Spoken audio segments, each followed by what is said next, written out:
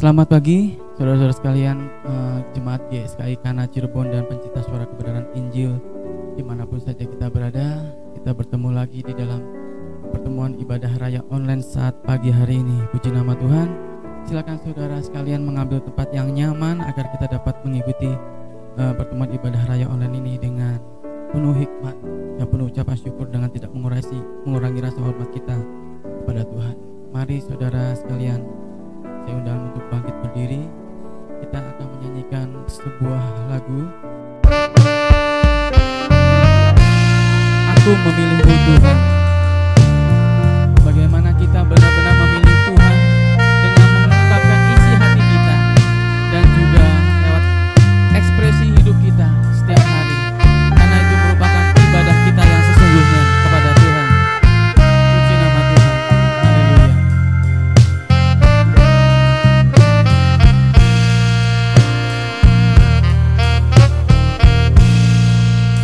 Aku memilihmu Tuhan, Kau segalanya bagiku. Haleluya. Ku mengenakan hidupmu dalam setiap langkahku. Diriku telah Kau beli, diriku telah Kau beli dengan darah yang suci. Amin. Hidupku yang sekarang ini bukannya aku lagi. Mari kita nyanyikan lagu ini sekali lagi. Aku memilihmu Tuhan, Kau segalanya bagiku. Ku mengenakan hidupmu dalam setiap langkahku. Diriku telah Kau beli dengan darah yang suci. Hidupku sekarang ini, hidupku sekarang ini bukannya aku lagi. Amin. Indahnya gemerlap dunia dan kemegahannya.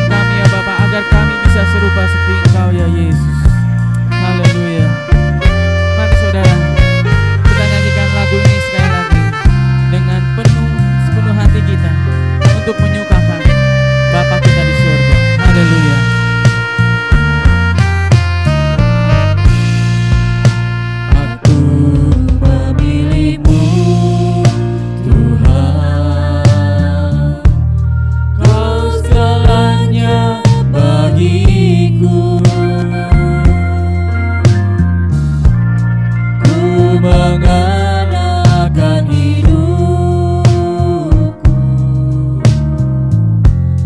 dalam setiap langkahku.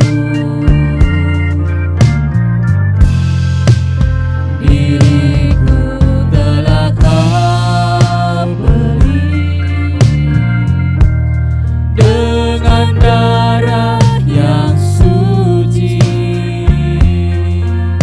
Hidupku sekarang ini, hidupku yang sekarang ini, bukannya aku lagi. Mari kita angkat tangan kita. Haleluya. Indahnya gemerlap dunia dan kemegahannya. Amin. Rela ku tinggalkan dan aku lepaskan, tak ku ingini lagi. Haleluya Tuhan. Kini mataku memandang Tuhan Yesus kan datang. Haleluya Tuhan. Langit dan bumi yang baru. Amin Tuhan. Kerinduan hati. Langit dan bumi yang baru. Langit dan bumi yang baru. Kerinduan hati.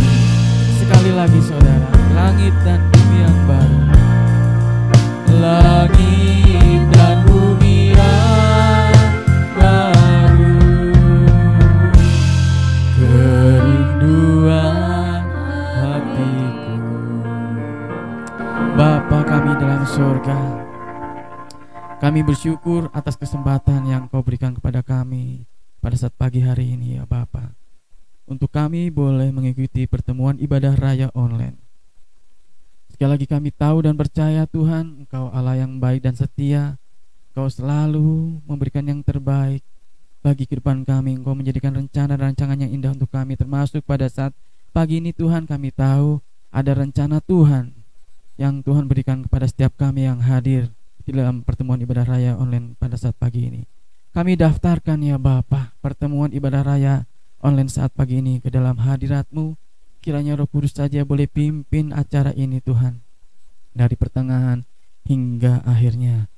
Bapa, berkati dan urapi setiap pelayan-pelayan-Mu ya Bapa yang terlibat di dalam pelayanan pada saat pagi ini, baik WL singer ya Tuhan, pemain musik dan juga hamba-Mu yang akan memberitakan sebagian daripada firman-Mu Tuhan.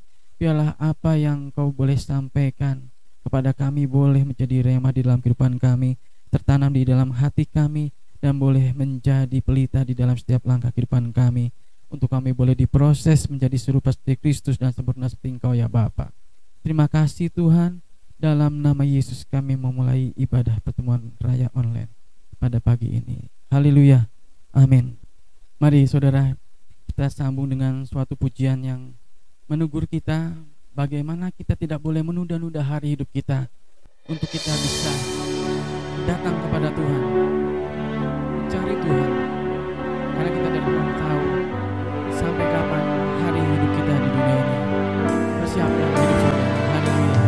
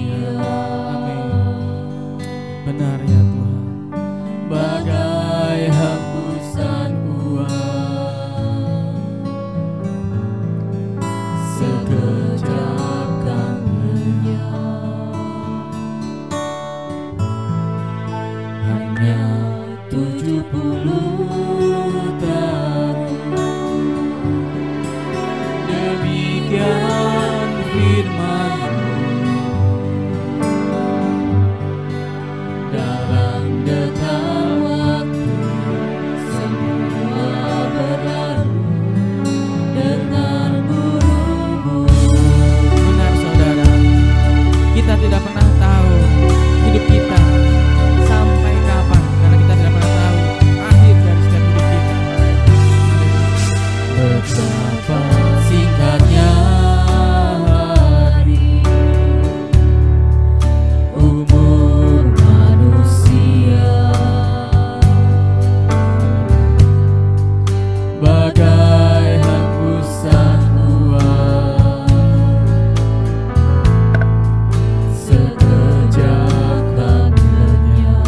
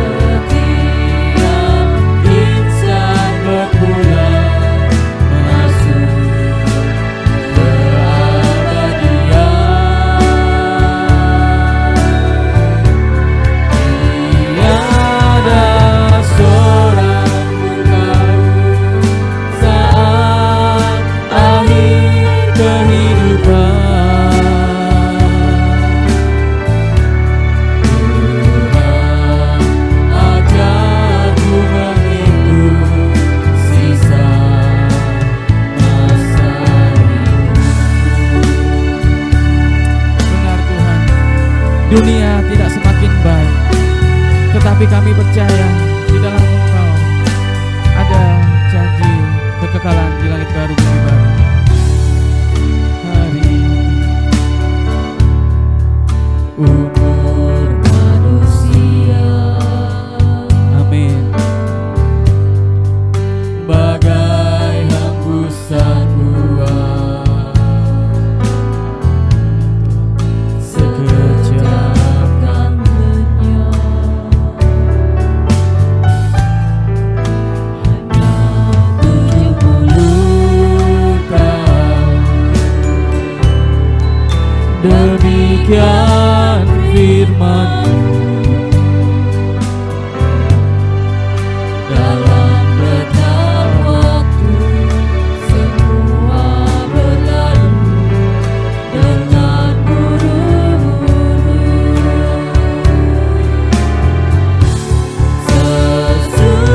Sesungguhnya dari debu kembali kepada debu.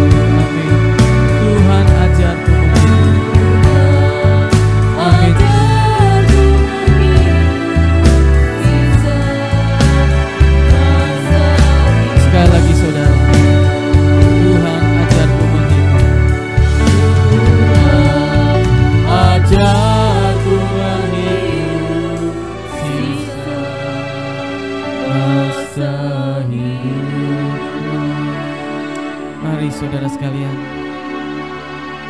sebentar kita akan menyambut sebagian daripada firman Tuhan. Saya undang jemaat Tuhan bangkit berdiri. Kita akan menyanyikan sebuah lagu sebelum mendengarkan firman Tuhan. Roh Kudus, Roh kebenaran. Kita percaya firman Tuhan itu adalah firman yang hidup, yang akan menuntun kita secara sempurna, menerangi setiap langkah kehidupan kita, membuka hati kita untuk bisa dibentuk oleh kemurahan Tuhan. Haleluya. Saya undang jemaat Tuhan semua kembali berdiri. Roh Kudus, Roh kebenaran. Benar Tuhan. Berilah daku pengertian. Benar Tuhan, supaya ku pahami kebenaran-Mu ya Bapa, agar kami tetap hidup di dalam firman-Mu. Haleluya. Dan ku tetap hidup di dalamnya. Mari saudara, kita nyanyikan lagu ini sekali lagi. Roh Kudus, Roh kebenaran. Roh Kudus, Roh kebenaran.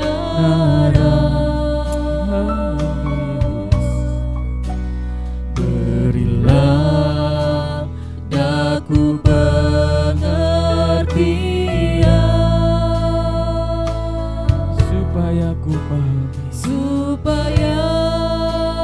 ku pahami kebenaran-Mu, dan ku tetap hidup di dalamnya.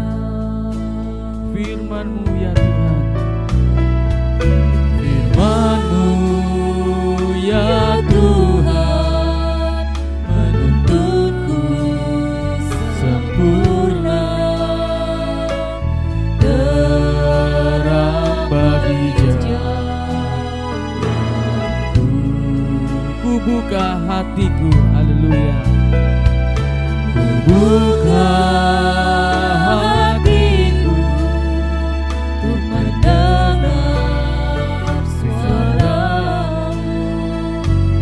Ku perlu firman-Mu sekarang. Benar Bapa, kami membutuhkan firman-Mu, firman-Mu yang hidup, yang menguatkan kami, yang memberikan kami pengharapan yang benar di dalam Engkau ya Bapa. Haleluya.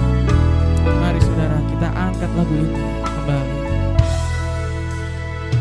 Roh Kudus, Roh kebenaran. Haleluya Yesus. Berilah daku pengertian,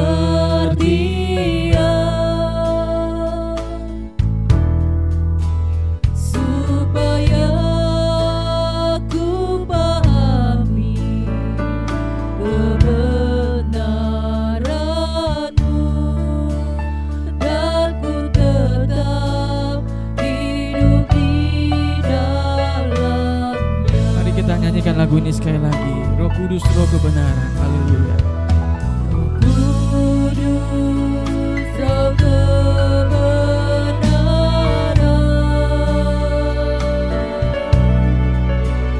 Berilah daku pengertian,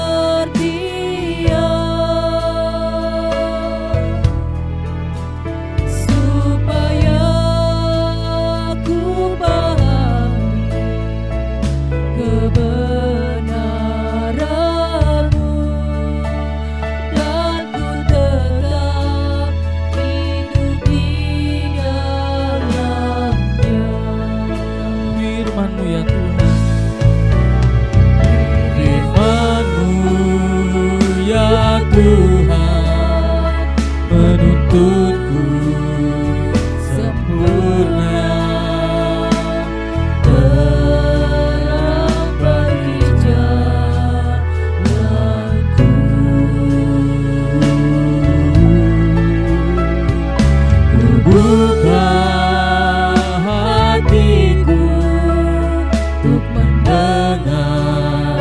suaramu. Amin. Benar Tuhan, kami butuh firman-Mu ya Bapa. Haleluya, firman-Mu ya Tuhan. Haleluya. Firman-Mu ya Tuhan menuntunku sempurna. Haleluya. Terang bagi jalanku,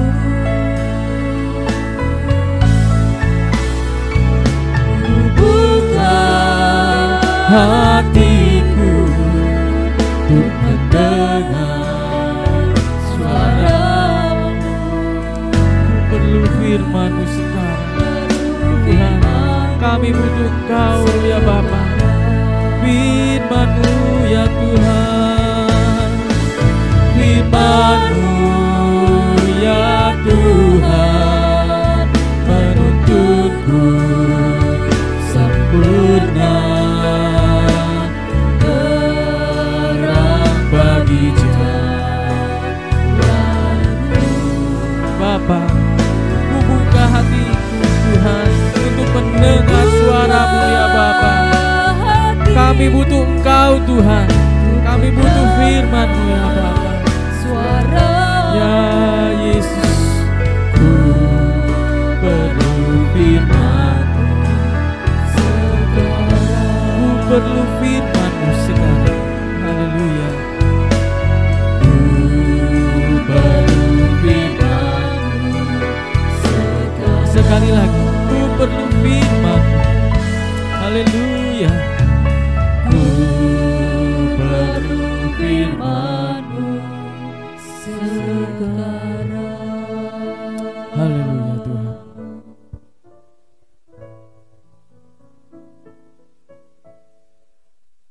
Bapa, kami sangat bersyukur untuk anugerah, kasih, dan kemurahan yang Bapa berikan bagi kami.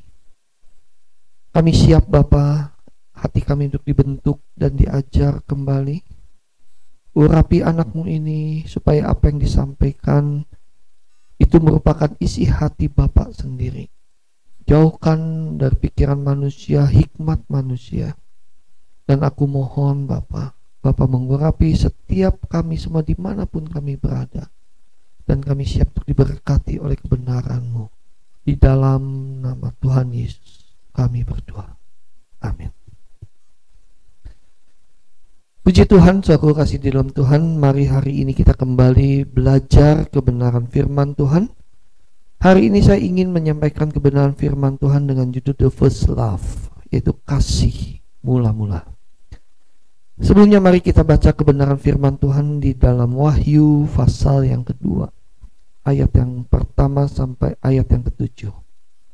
Wahyu pasal yang kedua, ayat yang pertama sampai dengan ayat yang ketujuh. Demikianlah firman Tuhan kepada jemaat di Efesus. Tuliskanlah kepada malaikat jemaat di Efesus, inilah firman dari Dia yang memegang ketujuh bintang itu di tangan kanannya dan berjalan di antara ketujuh kaki dian emas itu. Aku tahu segala pekerjaanmu, baik jerih lelahmu maupun ketekunanmu. Aku tahu bahwa engkau tidak sabar terhadap orang-orang jahat, bahwa engkau telah mencobai mereka yang menyebut dirinya rasul, tetapi yang sebenarnya tidak demikian, bahwa engkau telah mendapati mereka pendusta, dan engkau sabar, dan engkau tetap sabar dan menderita oleh karena namaku, dan engkau tidak mengenal lelah. Namun demikian aku mencela engkau, karena engkau telah meninggalkan kasihmu yang semula. Sebab itu ingatlah betapa dalamnya engkau telah jatuh. Bertobatlah dan lakukanlah lagi apa yang semula engkau lakukan. Jika tidak demikian, aku akan datang kepadamu dan aku akan mengambil kaki dianmu dari tempatnya, jikalau engkau tidak bertobat. Tetapi ini yang ada padamu, yaitu engkau membenci segala perbuatan pengikut-pengikut Nikolaus, yang juga kubenci. Siapa bertelinga, hendaklah ia mendengarkan apa yang dikatakan Roh kepada jemaat-jemaat. Barang siapa menang, ia akan kuberi makan dari pohon kehidupan yang ada di taman Firdaus Allah. Saudara kasih di dalam Tuhan, ini adalah tulisan kitab Wahyu yang ditulis oleh Yohanes. Dan apa yang difirmankan, apa yang dituliskan kepada jemaat di Efesus, ini sudah digenapi, saudara. Ini adalah satu bukti apa yang disampaikan oleh Tuhan kepada Yohanes terbukti. Efesus, saudara, berada di daerah Turki. Kalau zaman modern ini berada di daerah Turki. Ya, secara umum 7 gereja yang ada ditulis di dalam kitab Wahyu memang semuanya ada di daerah Turki. Ya, puji Tuhan, oleh karena anugerah Tuhan pada tahun 2002 saya sempat ke sana dan saya sempat ke kota Efesus. Dan saya melihat kota Efesus sekarang ini menjadi puing-puing. Dan apa yang dikatakan oleh firman Tuhan ini di dalam kitab Wahyu memang digenapi. So, pada zaman itu, waktu saya ke sana, dijelaskan oleh tour guide-nya, Efesus adalah pada zaman itu kota yang terkaya dan terbesar di seluruh Asia. Karena Turki itu yang disebut Turki itu adalah di dalam Alkitab disebut Asia Kecil. Memang Turki ada di 2 bagian, yang sebagian di Asia, yang sebagian di Eropa. Dan Efesus itu adalah kota terkaya dan terbesar di seluruh Asia pada waktu itu. Karena kota itu adalah kota pelabuhan, maka kota tersebut bertumbuh menjadi pusat perdagangan dan ekspor yang sangat penting. Kemakmuran daripada kota itu sudah nyata. Banyak orang yang datang ke Turki untuk berdagang, berbisnis. Dan Turki itu kota yang megah. Dari puing-puingnya saja, Efesus itu sudah kelihatan. Kota Efesus sudah kelihatan betapa megahnya kota itu. Dan pada saat itu juga, kota Efesus disebut kota ibu ilmu sihir. Kota ibu ilmu sihir atau pusat ilmu sihir pada saat itu. Mengapa disebut demikian? Karena pada waktu itu di kota Efesus dan sampai sekarang masih ada puingnya sebuah tiang yang disebut dengan kuil Artemis. Kuil Artemis yang indah itu dibangun untuk dewi yang bernama Dewi Diana. Dan sampai sekarang masih ada itu tiang sisa-sisa peninggalan kuil Artemis itu. Dan itu terkenal bahwa Efesus itu kota ibu ilmu sihir. Dewi Diana itu adalah suatu dewi percabulan. Ya, patung itu jelek sebetulnya. Patung itu hitam, legam, buruk sekali rupanya dan pendek. Nah, saudaraku, kota yang makmur ini juga sekarang ini menjadi salah satu tempat dari 7 keajaiban dunia. Karena di tengah-tengah kota Efesus ini, saudaraku, waktu Paulus masuk ke kota Efesus, Paulus pun mengalami penganiayaan yang cukup besar, berat. Tetapi di tengah-tengah kota yang kacau itu, hasil penginjilan Paulus terbentuklah satu jemaat yang disebut dengan jemaat yang sangat militan. Sangat militan. Di tengah-tengah kota Efesus yang disebut dengan kota ilmu sihir, kota perdagangan, bahkan kota maksiat. Saya melihat di peninggalan kota Efesus itu ada pelacuran bakti, Ya, di situ ada bekas-bekas kamar, lalu tempat-tempat perdagangan, ada perpustakaannya. Wah, itu luar biasa. Memang luar biasa bagus sekali. Dan di tengah-tengah kekacauan kota Efesus ini, saudaraku kasih dalam Tuhan, dibangun oleh Paulus sebuah jemaat yang sangat militan. Dan sebetulnya melalui kota Efesus inilah kekristenan menyebar ke bangsa-bangsa lain. Justru kekristenan ke bangsa-bangsa lain dimulai dari kota Efesus. Jadi bukan dari Yerusalem, dari Yerusalem ke kota Efesus dibawa oleh Paulus. Dan berubah dari pusat kekristenan Yerusalem dibawa kepada Efesus, dan dari Efesus menyebar kepada seluruh dunia, lanjut kepada Eropa dan sebagainya, ya, menyebar begitu lupa. Saudaraku, hanya dalam 2 tahun. 2 tahun Paulus melayani di kota Efesus. Seluruh penduduk Asia mendengar firman Tuhan. Baik orang Yahudi maupun orang yang Yunani. Itu ada di dalam Kisah Rasul pasal yang ke-19 ayat yang ke-10. Nah, saudaraku kasih di dalam Tuhan, di Efesus itu juga lah dan sekitarnya Tuhan itu menyatakan hal-hal yang luar biasa, sehingga banyak jiwa benar-benar dimenangkan. Tetapi semakin banyak kemenangan, saudaraku, semakin penganiayaan pun terjadi. Ya, semakin penganiayaan pun terjadi. Nah, saudaraku kasih di dalam Tuhan, saya melihat kota itu sangat luar biasa. Kekristenan di sana sangat militan. Oleh sebab itu, tidak salah di dalam Wahyu pasal yang kedua ayat yang pertama sampai yang ke-7, Allah memuji. Tuhan memuji gereja di Efesus. Tuhan memuji. Kalau sudah baca di dalam ayat 1 sampai yang ke-7, ayat yang kedua, Tuhan bilang apa? Aku tahu pekerjaanmu. Aku tahu jerih payahmu. Aku tahu ketekunanmu. Aku tahu bahwa engkau pun hidup kudus, tidak bertoleransi terhadap dosa.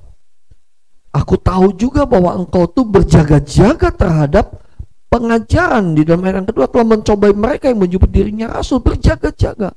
Mereka sangat berhati-hati untuk setiap pengajaran yang tidak dibawa oleh Paulus, aku. Dan banyak hari saat itu juga banyak penyesat-penyesat. Di dalam ayat yang ketiga, Tuhan pun memuji engkau sabar di dalam menderita dan membenci segala perbuatan Nikolaus. Perbuatan Nikolaus itu perbuatan yang menguasai, perbuatan yang mau mendominasi pengajaran Nikolaus itu. Bukan perbuatan kasih, tapi perbuatan yang ingin mendominasi. Coba bisa bayangkan, kota Efesus, kekristenan sampai Tuhan pun memuji apa yang dilakukannya. Ya, sampai ada 7 pekerjaannya, jerih payahnya, ketekunannya, tidak toleransi terhadap dosa, kehidupan kekudusannya, berjaga-jaga terhadap semua hamba Tuhan yang datang, apakah membawa Injil yang benar atau tidak, sabar menderita, karena memang penganiayaan ini terjadi di tengah-tengah kemaksiatan, di tengah-tengah kefasikan orang-orang di kota Efesus pada saat itu, dan membenci segala perbuatan Nikolaus. Kurang apalagi jemaat yang gereja yang ada di Efesus. Kurang apalagi jemaat di Efesus, aku. Tetapi ada satu hal yang Tuhan sampai bicara begini di dalam ayat yang keempat. Namun demikian aku mencela engkau. Ayat yang kelima, sebab itu ingatlah betapa dalamnya engkau telah jatuh. So, kau lihat 7 hal yang mungkin kita pun tidak bisa melakukan ke-7 hal ini. Tetapi Tuhan katakan betapa engkau sudah dalam jatuh ke dalam dosa, dan aku mencela engkau. Perhatikan baik-baik. Bukankah ini terjadi di dalam kekristenan pada akhir zaman ini? Mereka bertekun di dalam pekerjaannya, di dalam pelayanannya. Mereka tidak pernah lelah di dalam melayani. Mereka bertekun di dalam ketekunan imannya, tidak bertoleransi terhadap dosa, bahkan sangat waspada terhadap ajaran-ajaran. Kalau ada ajaran yang berbeda disebut sesat. Lalu sabar menderita, membenci segala perbuatan-perbuatan Nikolaus. Tetapi ada satu prinsip yang harus kita perhatikan baik-baik. Kenapa Allah mencela? Kenapa Allah berkata betapa dalamnya engkau sudah jatuh? Dan sangat disayangkan, jemaat di Efesus tidak mendengar teguran daripada Tuhan. Dan saudara tahu sendiri akibatnya. Sejarah membuktikan kota Efesus menjadi hancur. Kota Efesus menjadi hancur. Ketika saya ke sana dijelaskan kehancuran daripada kota Efesus itu sebetulnya terjadinya secara ajaib. Sangat ajaib kejadiannya, saudara. Yang pertama, kehancuran kota Efesus. Kan kota Efesus itu disebut dengan kota pelabuhan. Entah terjadi seperti apa, fenomena alam seperti apa, saudaraku, mendadak saudaraku, kota Efesus itu daratannya meluas menjadi 3 km. Jadi tidak lagi ada di pinggir pantai, sehingga tidak lagi menjadi kota pelabuhan, tidak lagi bisa menjadi kota niaga, karena laut daratannya meluas 3 km. Setelah daratannya meluas seluas 3 km, terjadi wabah penyakit pada saat itu yang disebut dengan wabah penyakit malaria, dan banyak yang meninggal. Belum cukup dengan wabah penyakit malaria, terjadi juga gempa bumi. Dan sampai hari ini kalau saudara diizinkan oleh Tuhan untuk melihat ke kota Efesus, puing-puing bekas gempa bumi itu masih ada. Sehingga kota Efesus ditinggalkan. Dan sekarang kota Efesus menjadi kosong. Kenapa Efesus bisa hancur begitu? Padahal orang Kristennya militan. Padahal kekristennya sungguh-sungguh mengasihi Tuhan. Disebutkan di sini, tetapi saudaraku, ada satu hal yang Tuhan katakan di dalam ayat yang keempat tadi. Namun demikian, aku mencela engkau karena engkau telah meninggalkan kasihmu yang semula. Kota Efesus hancur hanya karena simpel, karena meninggalkan kasih yang mula-mula. Aku kasih di dalam Tuhan, kekristenan tidak bisa ditentukan oleh aktivitas yang kelihatan, aktivitas jasmani, entah itu pengkhotbah, penyanyi, pemain musik, pendua, apapun tidak ditentukan.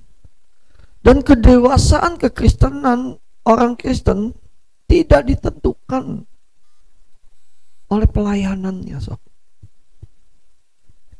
Justru Tuhan hari ini sedang mencari orang yang sungguh-sungguh mau menyerahkan dirinya bagi Dia, yang sungguh-sungguh mau mengasihi Dia sepenuhnya dan seutuhnya, yang sungguh-sungguh Tuhan sedang mencari orang yang benar-benar mau berkata, keberhargaanku hanya satu, yaitu hanya Tuhan.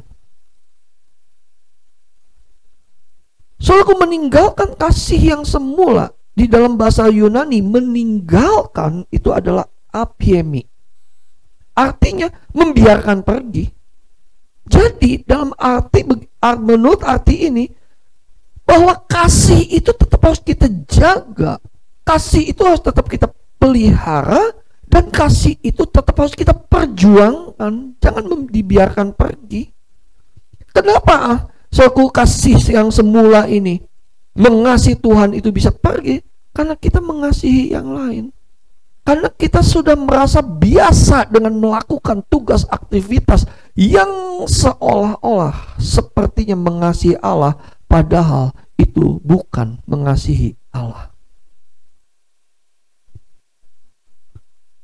So, aku kasih di dalam Tuhan, mari kita belajar melalui kasus kota Efesus ini. Tuhan memperingatkan kita sebagai orang Kristen yang betul-betul kalau kita berkata aku mengasihi Tuhan, kita tidak boleh hanya lip service. Betul nggak kita mengasihi Tuhan dengan sungguh-sungguh? Betul nggak kita mengasihi Allah dengan segenap hati, segenap jiwa, segenap akal budi, dan segenap kekuatan kita? Oleh sebab itu, saudaraku, Tuhan bilang begini,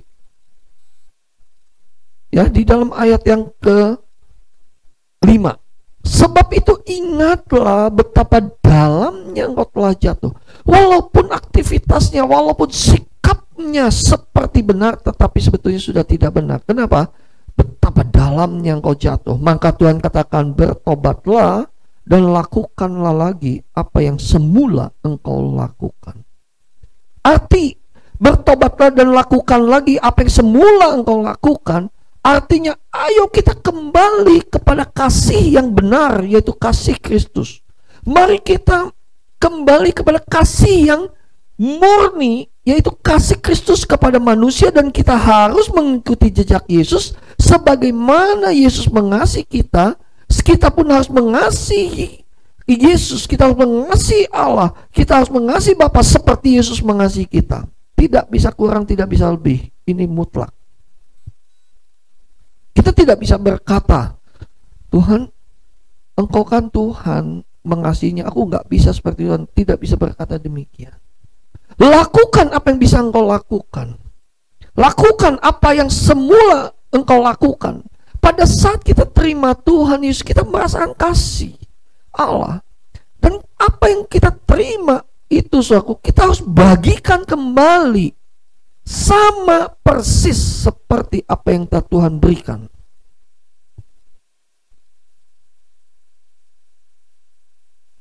Saya sangat yakin, saudaraku, kalau kota Efesus itu tetap ada di dalam kasih yang mula-mula, first love ini, kota Efesus tidak akan hancur. Bahkan yang sangat disayangkan, 7 gereja yang dinubuatkan dalam kitab Wahyu, semuanya ada di negara yang bernama Turki. Dan saudara tahu sendiri sekarang, Turki itu sudah bukan lagi orang yang percaya kepada Tuhan Yesus. Bahkan ada satu gereja yang terkenal waktu zaman saya dulu, itu masih menjadi destinasi wisata, tidak bisa dipakai ibadah yang lain. Tetapi sekarang sudah resmi gereja Hagia Sophia itu menjadi tempat ibadah yang lain. Di dalam tempat ibadah yang lain ini, saudaraku, di dalamnya ada simbol-simbol kekristenan, dan itu tidak dibuang. Sangat menggenaskan kejadian ini. Nah, melalui sejarah, melalui apa yang terjadi ini, saudaraku, saya ingin mengajak kita semua yang mendengar kebenaran ini, mari uji, mari ukur, karena yang bisa menguji dan mengukur itu adalah diri kita sendiri bersama dengan Tuhan. Mari kita terbuka di hadapan Tuhan. Mari kita berkata di hadapan Tuhan, Tuhan, berapa besar kasih-Ku kepadamu? Berapa besar Tuhan kasih-Ku kepadamu? Sudahkah kita sungguh-sungguh mau mengasihi Dia dengan seluruh kehidupan kita?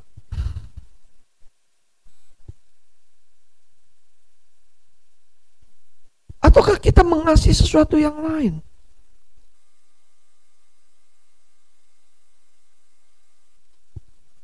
Banyak orang, saudaraku, mengkhianati Yesus demi pasangan hidup, demi cinta, tapi bukan lagi cinta yang benar, tapi cinta hawa nafsu. Banyak orang meninggalkan kasih Kristus lagi demi uang, demi glamornya dunia ini, demi kesuksesan dunia ini. Banyak orang meninggalkan demi popularitas. Saya merenungkan satu hal. Allah kita tuh luar biasa. Bapak kita tuh luar biasa. Tahukah saudara kasih di dalam Tuhan? Bapa di dalam hal mengutus putra tunggalnya Yesus ke dalam dunia ini sangat beresiko. Sangat beresiko. Dia membuat Adam gagal memenuhi rencana Allah. Sehingga ada Adam kedua yang diutus oleh Bapa sendiri, yaitu putra tunggalnya. Dan itu sangat beresiko, saudaraku. Karena kenapa? Karena waktu Allah mengutus Yesus datang dalam dunia ini menjadi manusia 100%. Sekali lagi, menjadi manusia 100%. Dia bisa, sekali lagi, dia bisa tidak menggenapi rencana Bapa. Dia mungkin berbuat dosa.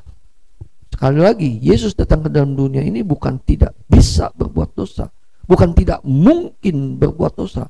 Dia sangat mungkin. Tetapi keputusan daripada Tuhan Yesus, dia mau hanya taat kepada Bapa, dan dia tidak mau melakukan dosa.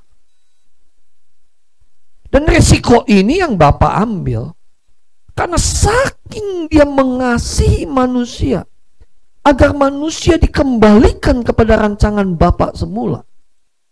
Saking dia mengasihi manusia sehingga manusia diselamatkan, dia rela berikan putra tunggalnya. Dan puji Tuhan, luar biasa, kita harus belajar pada Tuhan Yesus. Dia taat kepada Bapa, bahkan taat sampai mati. Sewaktu dia di Taman Getsemani, itu adalah masa-masa yang krisis sekali, saudara. Yang sangat krisis. Katakan, Tuhan, kalau boleh Bapak lakukan cawan ini. Tetapi ada satu perkataan, bukan kehendakku yang jadi, tapi kehendakmu ya Bapak. Sehingga pada akhirnya di kayu salib, Yesus berkata, it's done, sudah selesai. Apa yang sudah selesai? Memenuhi panggilan Bapa. Apa yang sudah selesai? Pengutusan, maksud pengutusan Bapa. Yesus sudah lakukan itu. Dengan kalau kita merenungkan ini, bukankah seharusnya kita mengasihi Bapa lebih dari segalanya? Karena Bapa mengasihi kita benar, seluruh keberadaan dia benar mengasihi kita supaya kita diselamatkan. Tapi mengapa, saudaraku, kita tidak bisa merasakan kasih Bapa ini? Karena begitu besar kasih Allah akan dunia ini, maka dia mengirimkan anaknya yang tunggal, supaya barang siapa yang percaya kepada Tuhan Yesus, dia diselamatkan, tidak binasa. Bapa tidak menghendaki satu orang pun masuk neraka.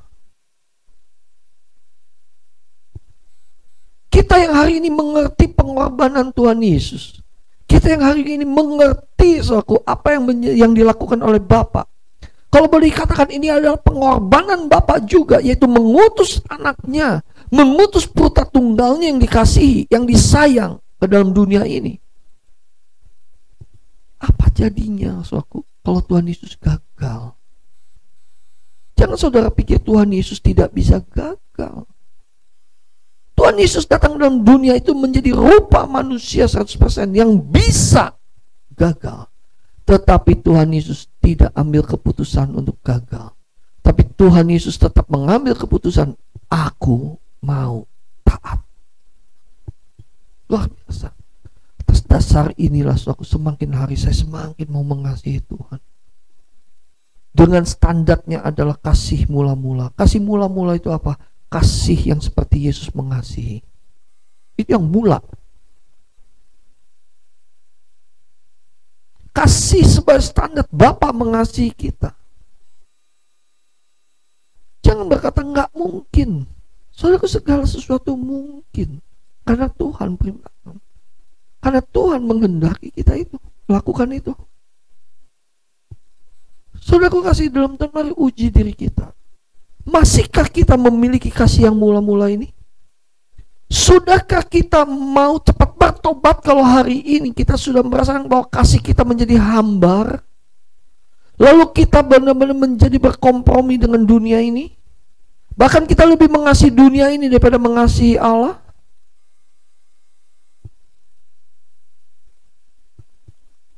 Saudara kasih dalam Tuhan, mari kita cek dalam diri kita. Masihkah kasih yang mula-mula itu yang menguasai hidup kita? Oleh sebab itu, hal yang pertama yang harus kita uji adalah, masihkah Kristus menjadi pusat kehidupan kita? Kalau dikatakan Kristus center, bukan dunia center. Mau nggak kita belajar di dalam kehidupan ini bagaimana kita mengasihi Allah seperti Kristus mengasihi kita, seperti Kristus mengasihi Bapa? Mau nggak kita belajar bahwa kehidupan kita yang sesungguhnya harus dipenuhi oleh kasih mula-mula itu? Belajar kepada Kristus, bukan belajar kepada dunia. Kalau kita mau belajar kepada Yesus dan mengasihi Tuhan Yesus, mengasihi apa adanya, mengasihi dan sepenuhnya, maka kita tidak akan pernah menjadi hitung-hitungan dengan Tuhan di dalam segala hal. Saya tidak sedang bicara tentang uang. Saya tidak berbicara gereja ini butuh uang. Enggak. Saya tidak bicara tentang saudara mempersembahkan uang seperti tidak. Karena percuma saudara memberikan seluruh hartamu tanpa kasih. 1 Korintus 13 mengatakan hal itu. Tapi saat ini saya mau berbicara, mau nggak kita betul-betul mengasihi Tuhan dan semua yang ada, fasilitas yang ada yang Tuhan berikan selama kita ada dalam dunia ini hanya sekedar fasilitas supaya kita bisa mengasihi Tuhan dan mengasihi sesama. Hanya sekedar fasilitas supaya kita semakin hari semakin dengan serupa Kristus, tapi bukan merupakan tujuan kita. Kekayaan bukan tujuan kita. Tujuan kita adalah Kristus. Mau nggak kita setiap detik, setiap saat kita berkata, Tuhan, aku hanya mau melihat Yesus. Pada saat ada orang yang menyakiti kita, kita melihat Yesus. Oh, Yesus saja bisa mengasihi, aku harus bisa belajar kepada Yesus. Dan kita mengasihi orang yang menyakiti kita. Kita bisa mengasihi orang yang membenci. Kita mengasihi orang yang ngomong-ngomongin kita. Kita mengasihi orang yang memfitnah kita. Kita mengasihi orang yang menikam kita.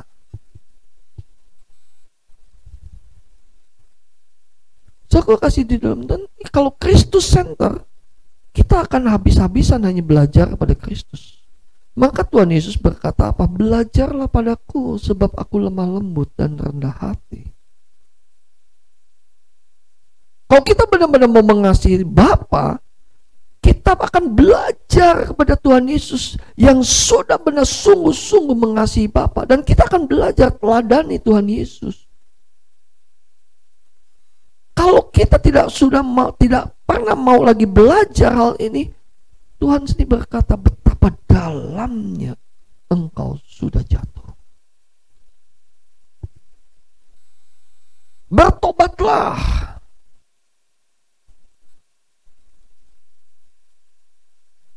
Jangan sampai kita dicela oleh Tuhan, saudaraku kasih dalam Tuhan. Hanya karena kita tidak mau mengasihi Tuhan, tidak mau mengasihi sesama seperti Tuhan Yesus mengasihi kita. Itulah tujuan the first love. Itu maksud daripada kasih yang mula-mula itu. Itu yang sebenarnya artinya bahwa kita harus belajar kepada Tuhan. Kasih itu tindakan, Soku. Bukan hanya ucapan saja. Kalau kita berkata kepada pasangan, kepada suami atau kepada istri, I love you. Bukan hanya sekedar I love you, lalu setelah berkata I love you, saudara bisa bertindak seenaknya. Bisa berbuat seenaknya, tidak. Kasih bukan hanya sekedar ucapan, tetapi kasih itu adalah tindakan. Pada saat kita berkata I love you, maka segenap kehidupan kita, sungguh kita harus mengasihi pasangan kita. Dan kita tidak akan sampai menyinggung perasaan dia, menggores, menyakiti dia, karena kita mengasihi dia. Kalau kita berkata I love you Lord, terima kasih Tuhan, aku mengasihimu, tapi dalam tindakan kita sehari-hari, so aku menyinggung perasaan Bapa, apa artinya kita berkata I love you? Apakah hanya di dalam doa? Apakah hanya di dalam gereja? Apakah hanya di dalam pujian penyembahan saya I love you, tapi di luar kita tidak lakukan itu? Kita menjadi orang yang munafik. Dan Tuhan katakan betapa dalamnya engkau sudah jatuh. Dan Tuhan sendiri yang akan mencela kita. Mari suatu hidup kita Kristus Center. Apapun yang terjadi, kita hanya melihat kepada Kristus. Lepaskan keinginan dunia, lepaskan cinta kepada dunia. Lepaskan kalau kita merasa bahwa kebahagiaan kita ditentukan oleh dunia ini. Kalau kita mengasihi Tuhan, maka keberhargaan kita satu-satunya hanya Tuhan. Tapi kalau keberhargaan kita kepada sesuatu di dunia ini, apapun bentuknya, mau jabatan, uang, kekayaan, apapun itu tandanya kita sedang mengasihi dunia ini.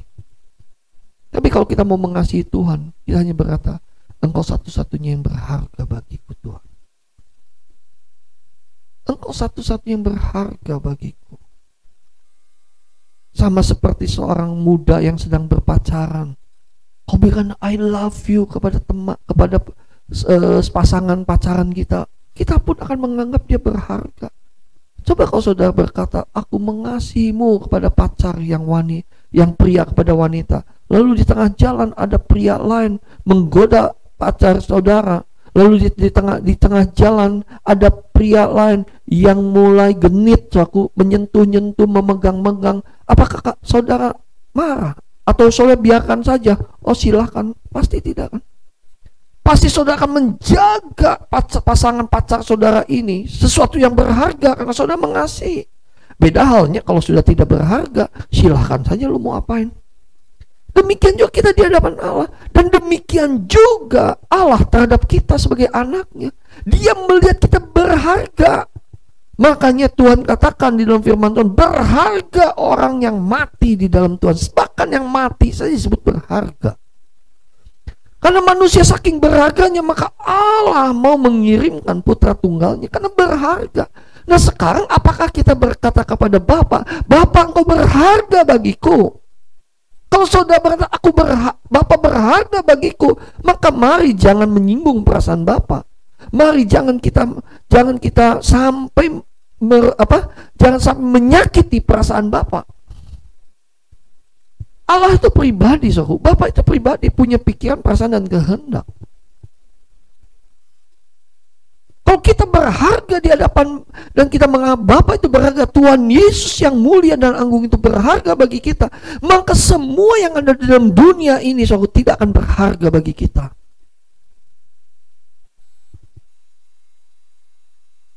Jangan kita tinggalkan kasih mula ini. Kasih mula mulai bicara tentang apa? Kasih seperti Yesus mengasihi kita. Kasih seperti Bapa mengasihi kita. Kasih seperti Yesus mengasihi Bapa. Semua sama. Bapa mengasihi Yesus, Bapa mengasihi manusia. Yesus mengasihi manusia, Yesus mengasihi Bapa. Itu sama kasih itu. Dan kasih itulah yang harus ada dalam hidup kita. Kasih itulah yang harus kita hidupi dan harus kita praktekkan. Kalau hari ini kita berkata, I love you Jesus, aku mengasihimu. Dan dalam tingkah laku, perkataan, perbuatan, kehidupannya tidak mencerminkan kita mengasihi Tuhan, tidak mencerminkan kita bahwa Yesus berharga dalam hidup kita. Sorry, Tuhan katakan betapa dalamnya engkau sudah jatuh. Aku mencela engkau.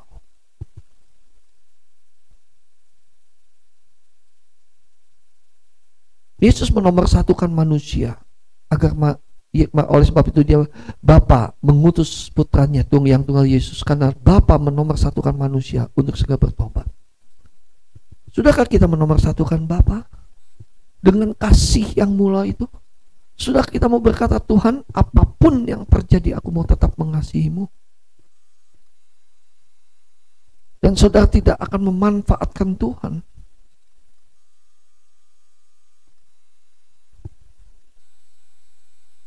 Tadi pagi saudaraku, saya waktu berdoa jam 4 pagi saya berdoa sebelum saya bersama-sama jam 5 dengan gembala senior Pak Eras.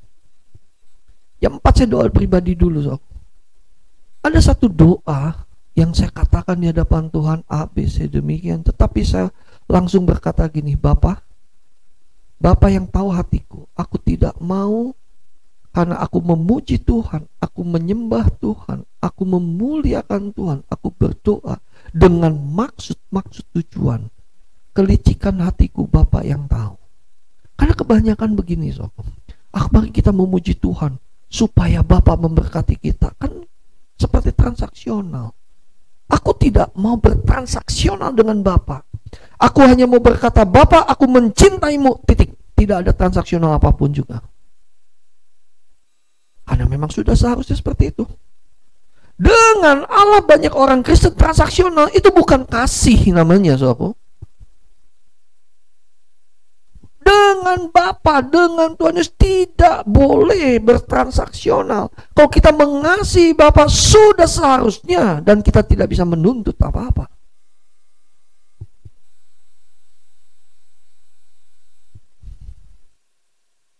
Jangan kita meninggalkan kasih mula-mula. Seperti Yesus mengasihi manusia, seperti Yesus mengasihi Bapa. Seperti Bapa mengasihi manusia dan seperti Bapa mengasihi Yesus. Kasih itulah yang harus kita miliki. Dan kita pun harus mengasihi Bapa, mengasihi Yesus, dan mengasihi sesama kita seperti Yesus mengasihi kita. Seperti Bapa mengasihi Yesus, seperti Bapa mengasihi manusia, seperti Yesus mengasihi manusia, seperti Yesus mengasihi Bapa. Itu standar. Itu standar soal kasih itu. Tidak kurang, tidak lebih. Dan mutlak harus dilakukan. Mari jadikan Kristus menjadi pusat kehidupan kita. Mari jadikan Yesus standar kita. Mari jadikan kehidupan Tuhan Yesus itu menjadi teladan, contoh bagi kita. Dan setiap jejak yang Tuhan Yesus sudah lakukan di muka bumi ini, kita ikuti jejak itu. Walaupun sampai mati, kita harus rela. Kenapa? Kasih itu suatu segalanya. Kasih itu tidak bisa dibatasi. Walaupun sampai harus mati untuk Tuhan, do it. Karena itulah kasih.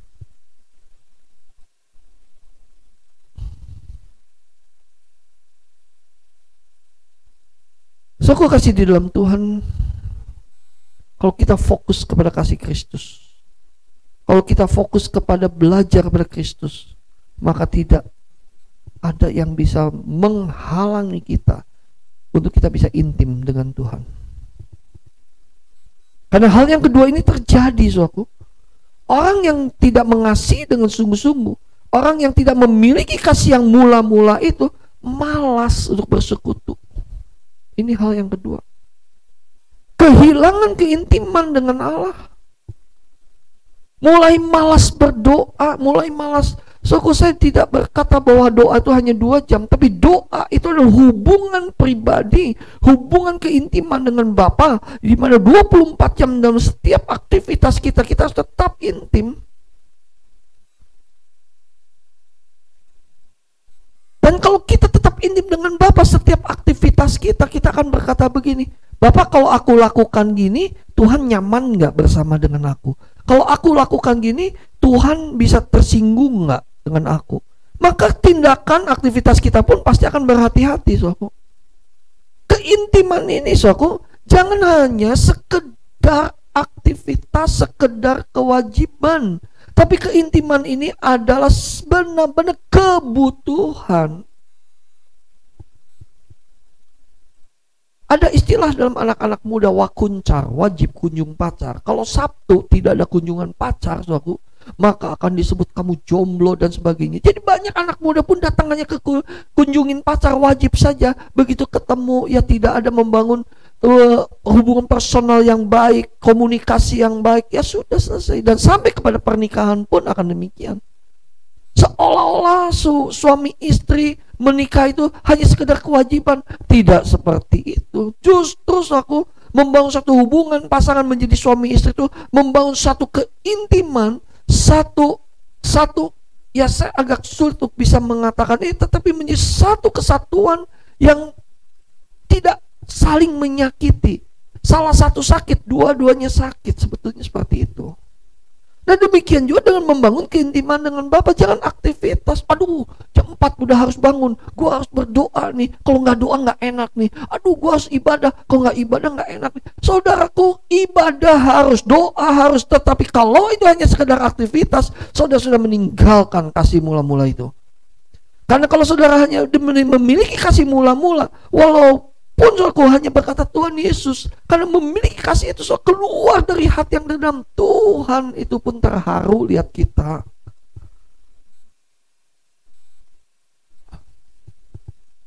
Kasih Tuhan, anak-anak Tuhan, orang Kristen yang dikasihi oleh Tuhan.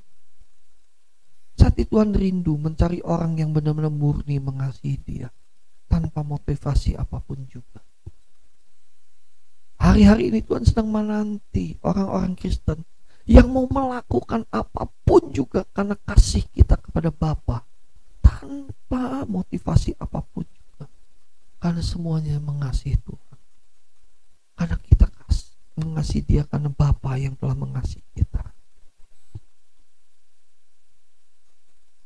Ayo saudaraku, mulai saudara punya kerinduan bersekutu. Bahkan kadang-kadang persekutuan ini saudaraku dengan Tuhan banyak dikalahkan dengan kepentingan-kepentingan yang lain.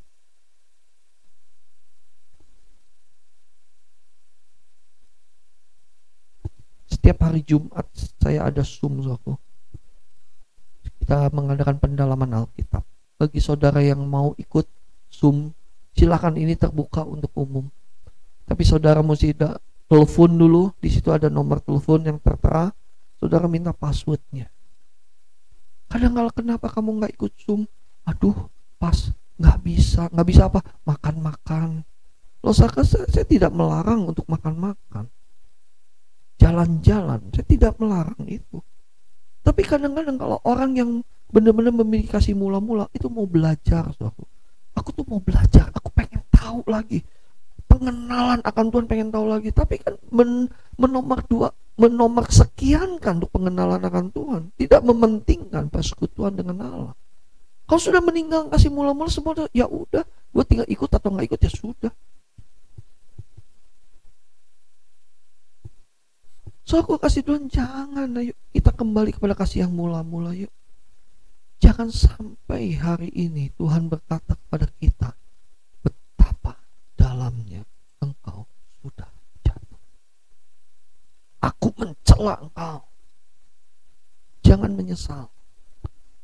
Hari ini masih ada kesempatan untuk kita bertobat. Hari ini kita masih ada kesempatan untuk kita memperbaiki. Segera kembali kepada kasih mula-mula. Selalu renungkan apa yang telah Yesus lakukan untuk kita. Selalu renungkan apa yang telah Bapa lakukan untuk kita dengan mengirim putra tunggalnya. Bapa sangat mengambil resiko mengutus Yesus. Tetapi saya sangat bersyukur Yesus tetap mau taat dan dialah panutanku. Yesus adalah guruku.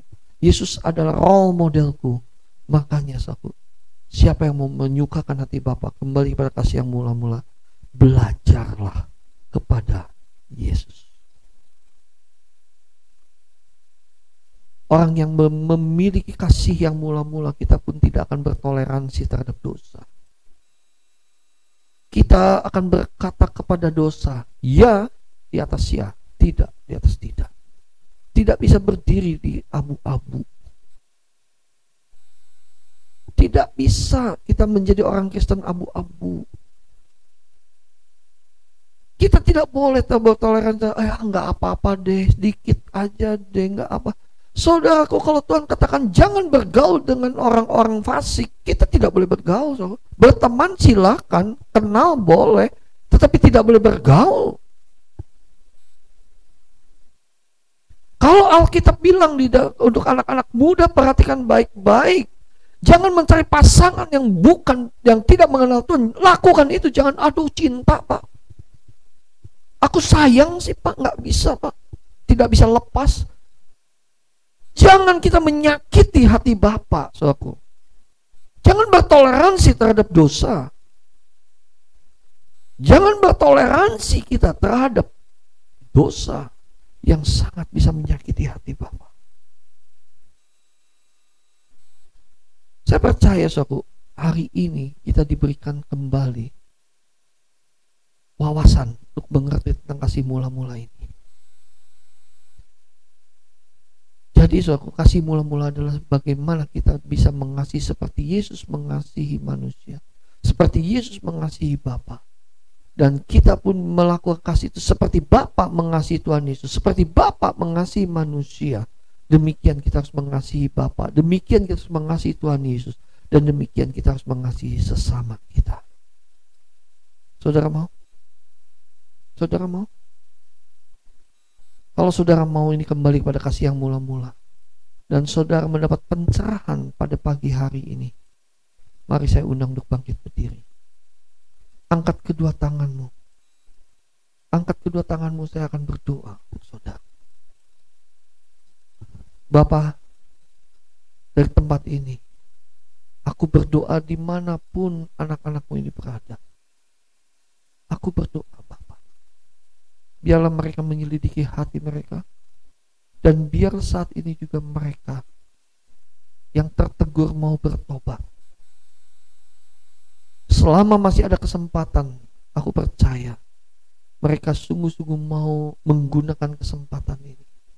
Singkapkan terus kebenaran-Mu ya Bapa.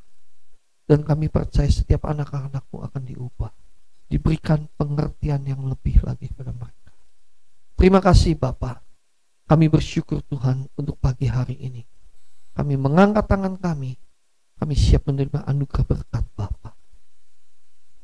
Kekasih-kekasih Tuhan, terimalah anugerah, damai sejahtera dan kasih karunia, kekuatan kesehatan yang daripada Allah Bapa, kasih karunia, penghiburan yang daripada Tuhan Yesus dan Roh Kudus. Terimalah itu semua di dalam nama Tuhan Yesus. Kerajaan-Mu datang, kehendak-Mu jadi dalam kehidupan kami semua seperti di surga. Haleluya. Amin. Tuhan Yesus memberkati saudaraku. Selesai sudah pertemuan raya pada pagi hari ini.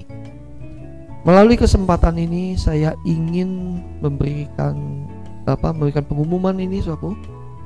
Saudaraku, setiap hari Jumat malam kita ada Zoom PA yang hari ini saya sedang membahas ucapan bahagia. Ya memang sudah cukup sudah cukup jauh. Ya, tema yang subtemanya adalah berbahagialah mereka yang dianiaya oleh sebab kebenaran. Saya mengundang saudara yang rindu untuk bertumbuh belajar setiap hari Jumat jam 8 malam lewat Zoom. Biasanya itu tidak lebih dari 1 jam. Ya, maksimal 1 jam atau juga mungkin lebih, nggak terlalu jauh. Nah, bagi saudara yang rindu, nomor ID-nya ada, saudaraku. Ya, nomor ID-nya ada. Nah, untuk passwordnya saudara bisa menghubungi nomor telepon yang tertera ya di brosur ataupun nanti di flyer. Ya, saudaraku, saya percaya kita semua pasti akan diberkati. Demikian, Tuhan Yesus memberkati. Sampai ketemu minggu depan di dalam pertemuan raya yang selanjutnya. Tuhan Yesus memberkati. Shalom.